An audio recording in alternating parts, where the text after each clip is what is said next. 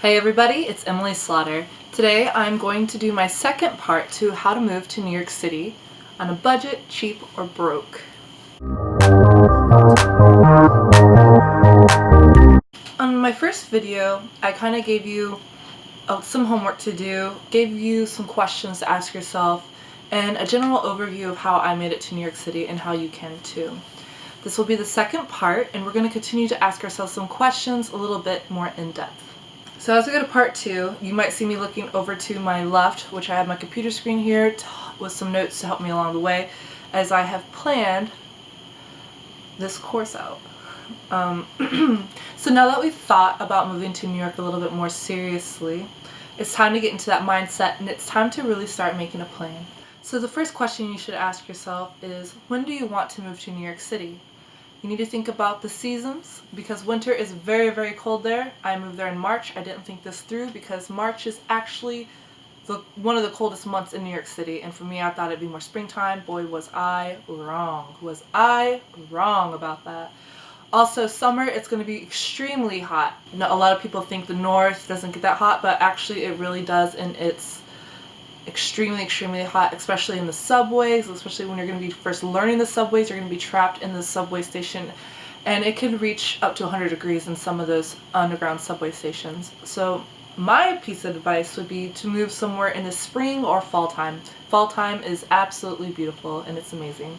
Just to let you know that when you are looking for a place to rent, a lot of people do rent between the 1st and the 15th. That is something I kind of gathered as I was looking through Craigslist prior to moving to New York City. The second thing we want to ask ourselves is, how are we going to get to New York City? Are you going to be driving across the country to New York City? Will you be taking a flight, a train? Will you be taking a bus? I took a mega bus. If I could do it over again, I would probably buy a flight, because the mega bus, even though it was only $11, it took around 27 hours to get there, and very uncomfortable seats. Again, I would add an airplane ticket into my budget to going to New York City, especially if you're traveling light. Again, I only took a skate bag and a suitcase. I should have taken a flight. But if you have more, your situation might be different. You might need to do a U-Haul or have your car. The third thing you need to ask yourself is, where will you be staying once you are in New York City? I had everything planned out to move to New York City up until this point. This is kind of where I hit my plateau when planning. But thankfully I've done all the research and I lived through it, that I can help you not have to go through that. It was really stressful because I was like, oh, I have everything, all put together, my plan is solid. I just don't know what to do, once I land or once I get there to New York City, where am I going to stay? I don't really, I have 2 friends, but I can't really stay there because New York City is so small.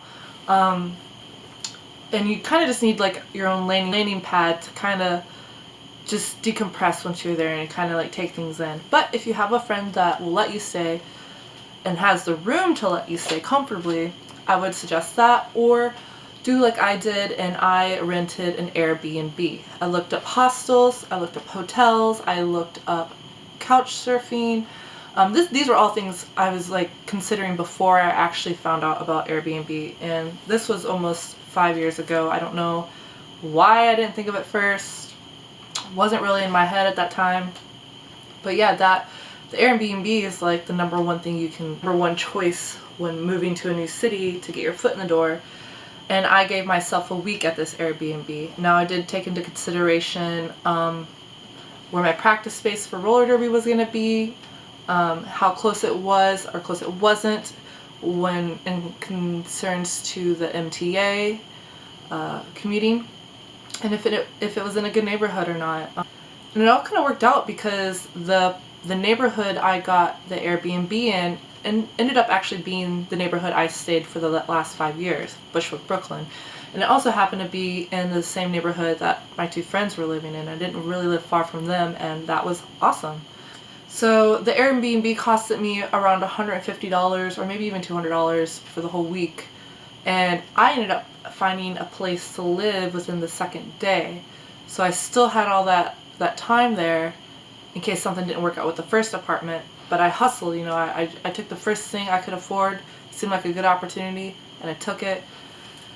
And that's what it was. Airbnb, definitely the way to go. So now that you've figured out what you're going to do, stay once you get there, now it's time to go back to the beginning of our plan, re-reference everything, and now you know that you need to save because you've set a date and you need to make sure that you're having money to move there. A lot of people think that they need thousands and thousands of dollars to move to New York City, but I personally did it with only $3,000. Did move around where I got my taxes, I would use that, and also I worked full-time. I still had to pay bills where I was living and still trying to save up. It's hard, but I mean, I did it and I saved around $3,000. You know, I worked 2 jobs, I worked doubles for about 2 to 3 months prior to me moving out there. Got a second job and just hustled. So now you need to start planning a little bit more further ahead, and things that are going to actually help save you some money is getting rid of everything you own.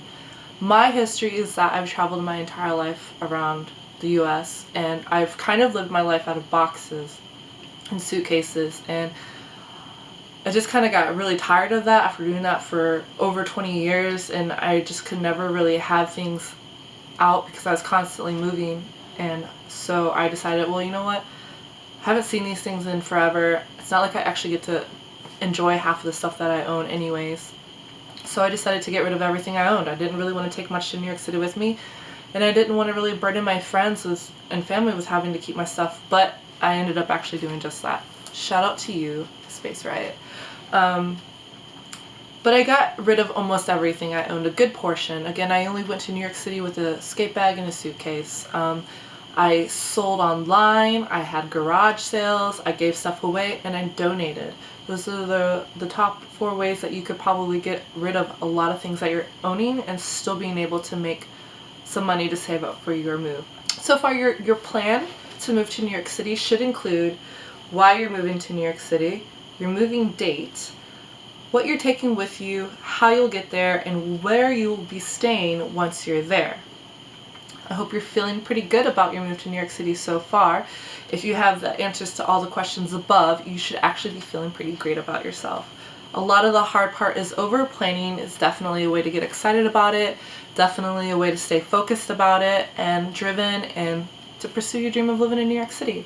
Again, this is going to be a 3-part series. This was the 2nd part. If you'd like to see the 3rd part, go ahead and click subscribe down below. If you have any questions that I did not answer in my previous 2 videos, go ahead and comment them below, as I will try to respond and get back to them as soon as I can.